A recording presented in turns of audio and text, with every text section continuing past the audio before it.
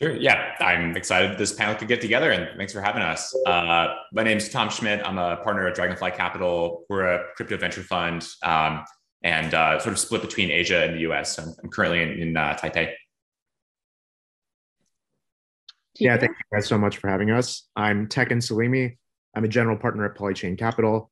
We're a multi-stage crypto investment firm. We actively manage multiple investment vehicles today. And prior to getting into the crypto world, I was a corporate attorney practicing M&A and securities law.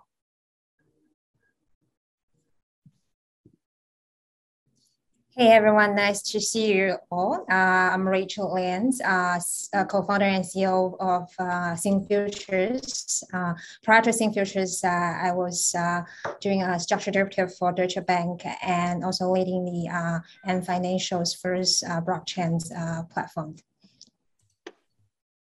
All right, hey everyone. My name is Chris. I run this YouTube channel called Mr. Block, 区块先生, focus on the Asian market. As around 25,000 subscribers, been making tutorial video for the past 3 years. Started like Thorchain, Synfutures, Aave, and then 2020 I joined Curve Finance and been focusing on building their Asian market. And now I'm also helping Synfutures as a community ambassador to build Synfutures Asian market. Yeah, good to be here. All right, well, thank you everyone. Let's start off the panel by talking about the current state of the NFT market. And so we've seen, Bitcoin and Ethereum, prices coming in cycles, and DeFi kind of also exploding this year. And with that, NFTs. And I guess currently, where are you seeing the market? We've seen like sales go on Christie's for millions of dollars. What's your current view of the NFT market? And let's start with Tom, I guess. Yeah, I think it's funny to me, I think how like mainstream NFTs have become, because I remember sort of in like 2017, 2018, I was actually part of the working group that was working on like the ERC 721 spec, and it was like super niche and esoteric, and it was kind of like CryptoKitties and punks and like a lot of sort of like these random projects. And so it's been kind of rewarding, but also very interesting to me to see sort of how mainstream it's become in the past, 5-6 months. And yet we've retained this like weird non-fungible token name, which is, kind of strange when you think about it.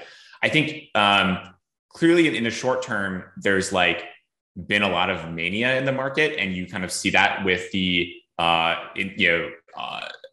insane sellouts of mints, and you see even people building bots to be able to mint hundreds of new NFTs at a time as they come up, and just generally like the trajectory and sort of hyperbolic run up of the market.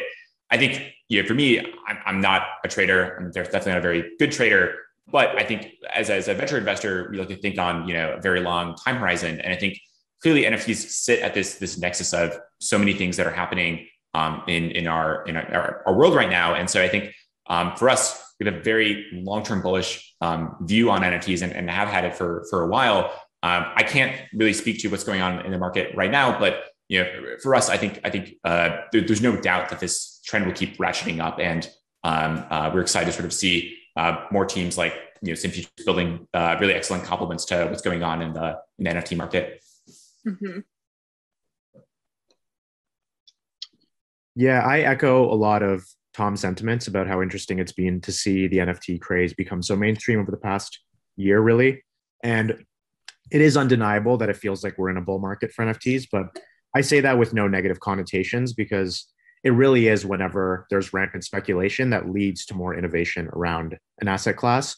And one thing I really like is the new direction that NFT communities are starting to go towards, with more community-owned and launched NFT experiments, things like Loot or NounsDAO, and it feels like there's more direct ownership of the community over the asset itself, and it doesn't feel so much like a potential cash grab for the short-term bull market and kind of taking advantage of that. So I think we're seeing a lot of evolution on where the NFT asset class is going, and I really like this community-owned direction.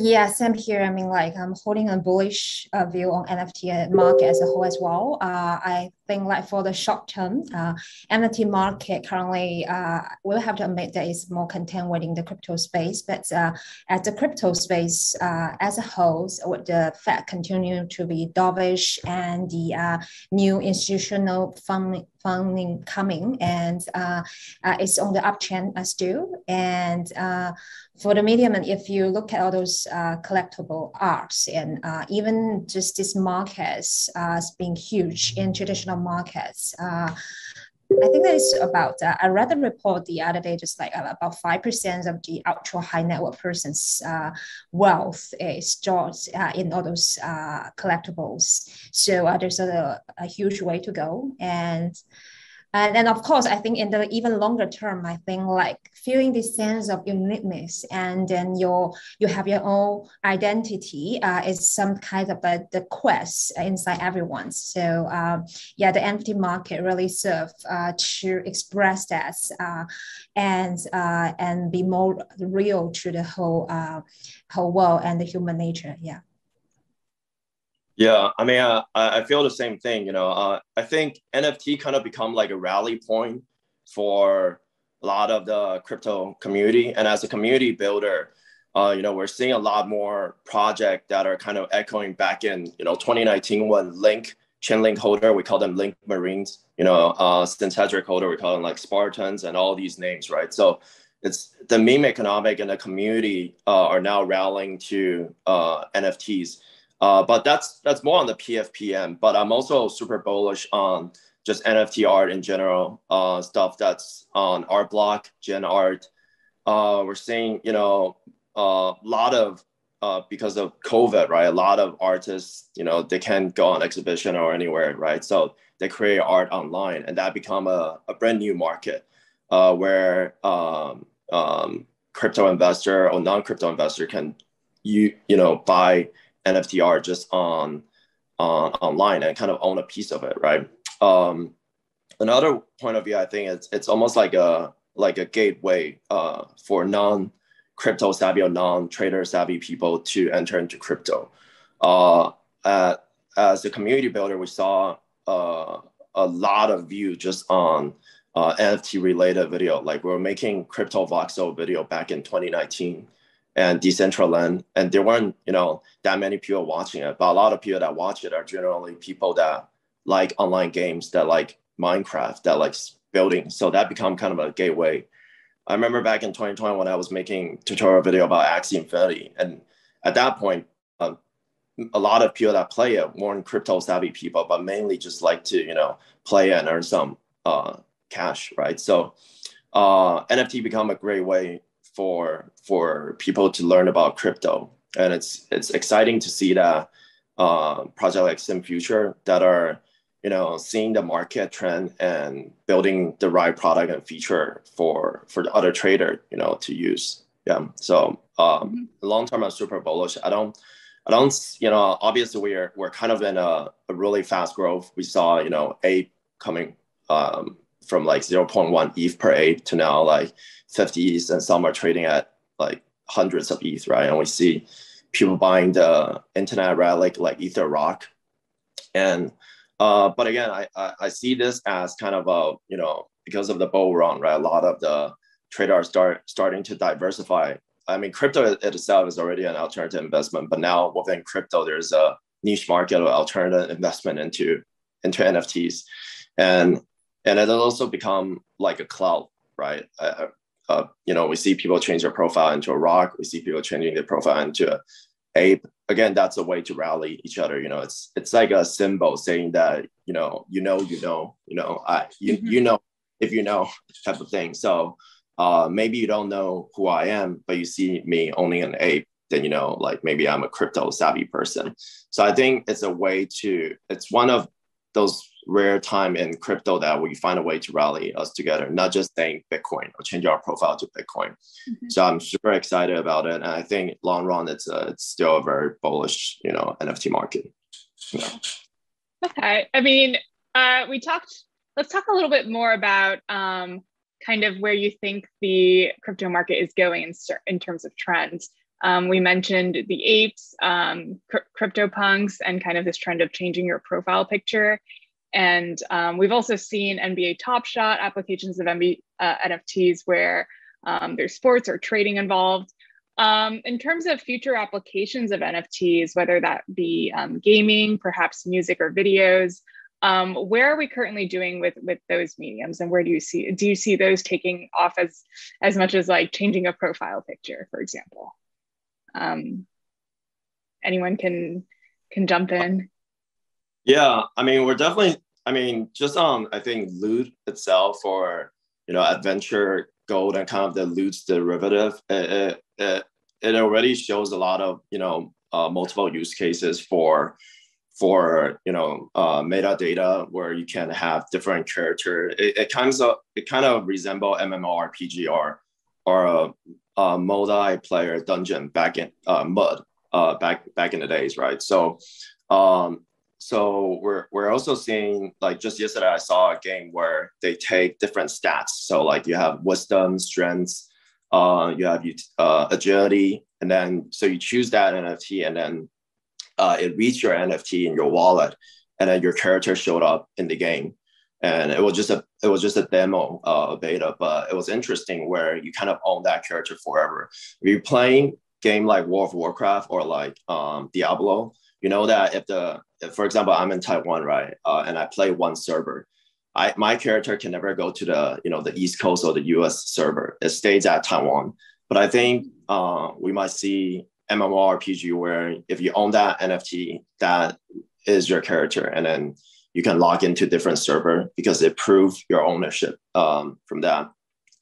But that's only on the art and gaming NFT. Obviously, we're seeing other projects like Solve, SOLV, where they are turning SAF, like investment SAF, into an NFT where you can fractionalize your vesting schedule into, you know, multiple token, and then so it creates like kind of traditionally I guess the market wasn't open to, you know, retail user, and now they can kind of, I guess, at one point buy token vesting on OpenSea as NFT that resemble it. And then, you know, we're seeing, you know, projects like Aladdin DAO and a lot of these other investment DAO where tier one VC are not signing anything, right? They're getting an NFT to prove a claim for the future token, and they maybe at one point can fractionalize that and sell it to other people if they want more liquidity.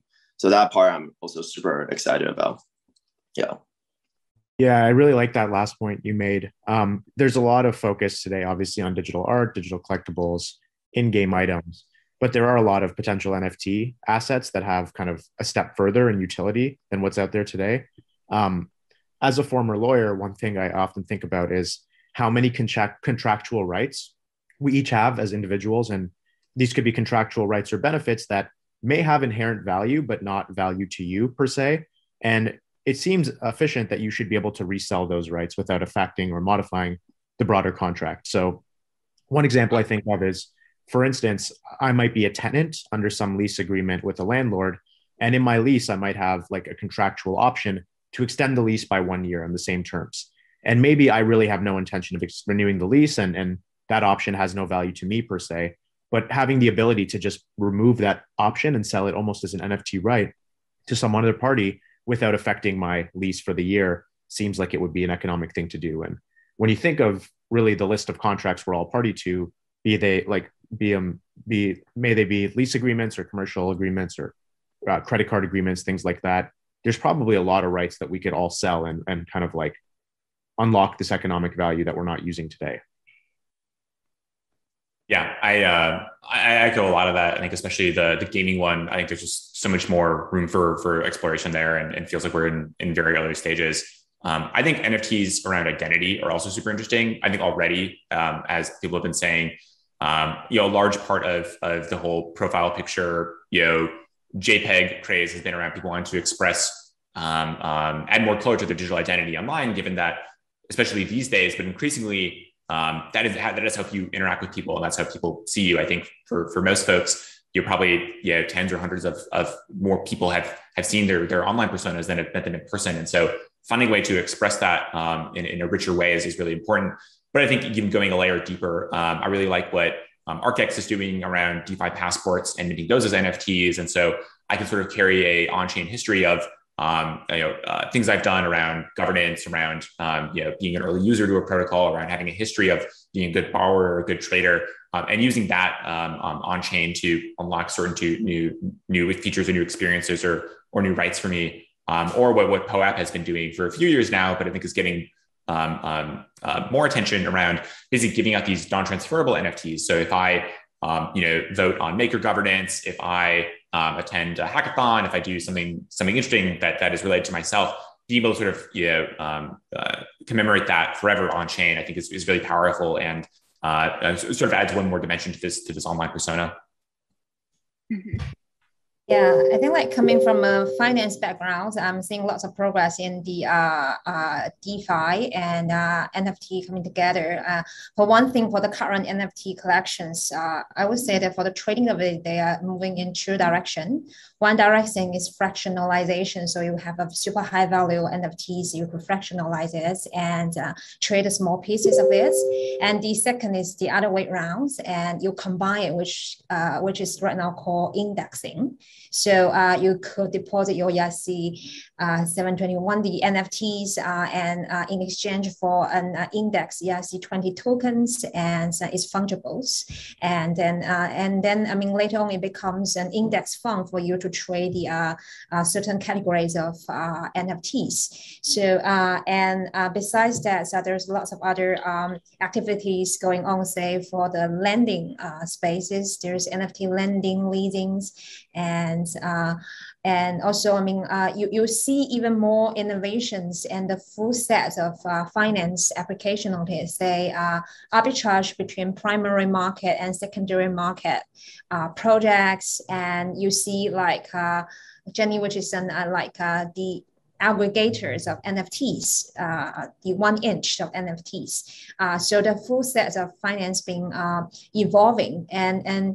And what's exciting about it is that this is actually more of like a broader sense of finance, because say if you compare the traditional finance to the current crypto market, the ERC20 are more like FX. So you trade fungible dollar, fungible euro, but in the larger financial market, if you are doing a lending, you take a loan, you have different terms, you have different borrowers and different credit worthiness, creditness.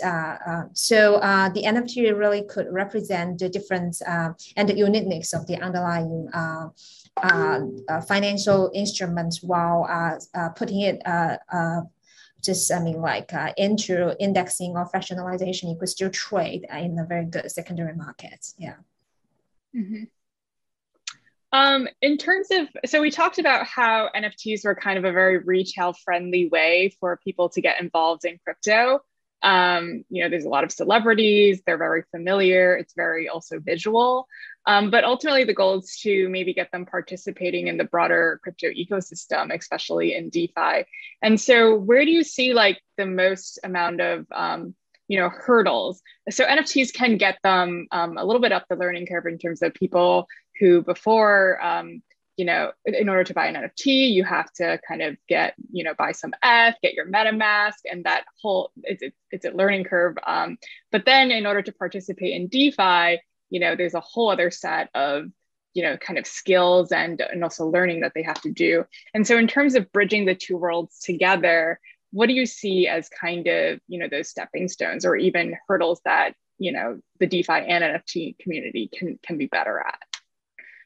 Yeah, I like the question. It's kind of like NFTs as a gateway drug into crypto. And I think a project like NounsDAO, again, is pretty interesting in that regard, in that it sits somewhere between the NFT world and the DeFi world. The concept itself feels pretty simple and straightforward, where you can have a DAO governance token that also doubles as a piece of non-fungible digital art. Or another way to think of it is like digital art that also represents governance rights over the proceeds raised from the sale of that digital art. So you can start with the same appeal in that fundamentally this is a scarce piece of art being sold. And then as new retail users start buying this asset class, they realize, wait, maybe this digital art isn't just a piece of digital art, but it's also a share certificate and gives me governance over some treasury. And then they participate in that governance. And in the future, you can have NFTs that look like DeFi coins and that they have cash flows from a DAO. So I do think, to also the point Rachel was speaking to earlier, we're seeing more DeFiization of the NFT world or NFTization of the DeFi world. Yeah, I think to get people, I think it's not just about access, but it's also just about excitement. And I think the way you tend to get people excited is to let them do something that they never could have done before. And I think a lot of people focus on, you can earn 4% on your USDC or whatever it is in sort of the DeFi land, which I think is great. But I think few people have actually experienced community ownership and community governance, and I think just general access to a lot of the really novel and sort of crypto native financial products that are coming out of DeFi these days. And so in my mind, that's kind of where I see a lot of the hurdle right now is just like, once you buy an NFT, what do you do with it? I think display and ownership is like another thing that is quite tricky. It's one thing to, go on to Nifty Gateway and say, okay, Nifty Gateway says I own this JPEG. It's another thing to see that it is truly yours. It follows you around to different platforms. If you move from Asia servers to North American servers, you still retain the same sort of ownership. And I think experiencing that and feeling that for the first time is something that I think few people have actually done. So I think more ways to sort of actually almost like look under the hood. I think 2 years ago, it was very popular to think of abstracting out the blockchain as sort of the end goal of what we're all doing. And I think increasingly we see projects that are successful are the ones that are actually sort of opening up the hood and letting people see like, no, this is how crypto is actually working. This is why this is important. It's not just, letting you earn a slightly higher interest rate or something like that. Yeah, I mean, I totally agree. I think, with NFT, right? Like a good example was the announced WTF, right? Where it's kind of a slow start for governance. Unlike when we see, Loot when they give out 10,000 Adventure Gold, they kind of people just collected the token and then kind of dump their NFT or vice versa, right? But we're seeing more and more NFT DAO that are coming out that are having these slow governance start where true believer that really like it that kind of stay in there, and this create an interesting category within crypto. As a community builder, I see kind of the different hype, right? From last year's DeFi summer to kind of the rebase, we're seeing ESD, DSD, all that. And then like December, we see kind of the public chain hype. And then now we're seeing, layer 2. And there's, but NFT has always been a special sector where you have community user that just like NFT, they don't go anywhere. And I talked to a lot of them where they would be like, I don't trade token. I hold ETH just to pay gas. They don't care about ETH going 10,000 or 400. They just use ETH to pay gas. And then they want to get into as much, community as possible. And then that created, that's what I love about, for example, ape community, where a lot of the ape holder that, for example, in Taiwan, there was an ape event where like, I think 300 people attended. They each have, some have fractionalized ape, some is like 10 people together, they own one ape. And then it become like they have never, I don't think they even own a Binance account or an FTX. They just, get ETH and then find a way to buy an ape and this was back in April when ape was super cheap or some of them minted. And that created a new kind of ecosystem. And, it's like we say, it's a gateway drug, right? Where they get into crypto. But these kind of a new category where people just like NFT, like gaming NFT, and it kind of stay in there and then starting to gain wealth from it because of the NFT price going up. And then from there, they start to learn about, the whole DeFi mechanic. And we're seeing lending market coming out like PalmFi, Kyoko, NFTX, where, you can collateralize your NFT and then you can start mining their platform token, just like the same DeFi Lego part we've seen. And then you can find buyer that's willing to, make like sweeper, where they're trying to sweep those floor and they're willing to pay for X amount of money, and then the lender can borrow that money, maybe 50% or 40%, and then and if he or she doesn't pay back, you get liquidated, right? So we're seeing a lot of those new type of NFT lending market where users just want to stake and then borrow some money. So more and more places where they can use, and Loot and some of the other derivatives that came out become a great effect where, oh wow, so now I own an NFT and I can get some token too.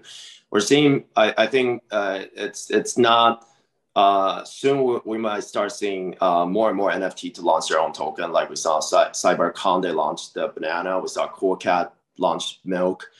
These DAO token, I think sooner or later we'll see like Meatbeat or Ape launch their own token, or we will see a DAO that owns a lot of those NFT and front-run project to launch token. So that's an exciting time, I think, overall. Yeah. Yeah, and in terms of the bottlenecks that you just now mentioned, of course, the entry barrier you mentioned, I mean, like for a normal person to learn how to use MetaMask and use all those tool and decentralized wallet is a headache for them. And one another huge bottleneck, I think, right now is the network capacities and the public chain in itself. Because although you could think that if you're buying an ape or those high value items, it's okay for you to pay the gas fee, right? But if we love it to be a mass adoptions, the infrastructures is very key. Because think about it, for you to develop NFTs, not only the high value ones, say lots of enterprise using NFT for their marketings, and especially what excites me most is the communities are starting using NFTs, right? Loot, for example, I think it's not only just a special type of NFT. It actually come up with a new token economic model. In the past, you only use ERC20, the tokens, to incentivize everyone to participate. But if you look at the real world, for a company, you have different departments, right? You have different person, you have different contributions, and then using the NFTs as the incentives to incentivize technology developer, different departments, different roles within an ecosystem is very powerful. But in order for this to work successfully and for everyone to participate and even involve with the NFT features, the whole infrastructure has to be improved for massive adoption. Yeah. Mm-hmm. So we are quickly running out of time, but let's just go around and maybe everyone can talk about the one project that they're most excited about.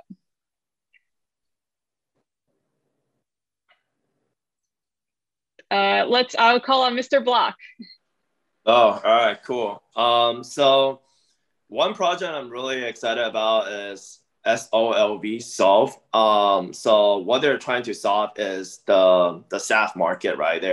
They predict where a lot more projects are going to be anonymous and they're not going to set up an entity. So a lot of these projects are going to look for investors that are going to like this new standard where you believe in the code, you believe in a founder, and you invest, and you get an NFT back. And that NFT is your future claim of the token release. The metadata could be like what valuation you get in, and then what's the vesting schedule in there.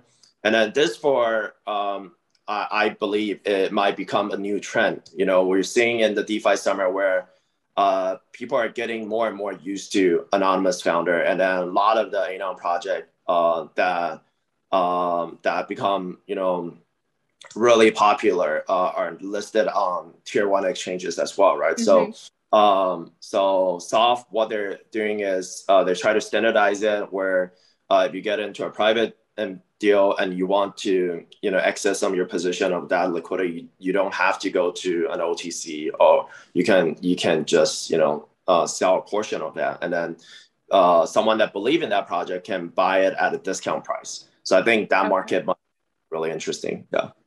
Yeah, thank you.